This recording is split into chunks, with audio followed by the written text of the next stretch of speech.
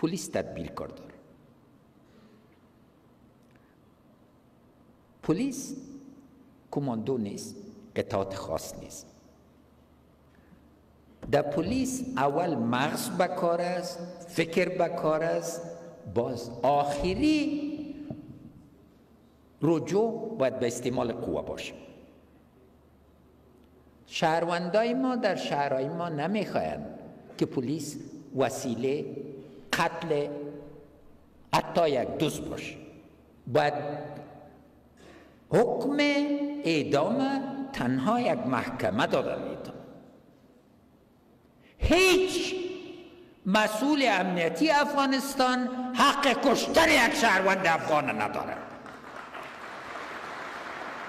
قانون اجازه نداره. سرقماندان علایتان حق نداره. بنابراین ضرور است که ما تدبیر داشته باشیم.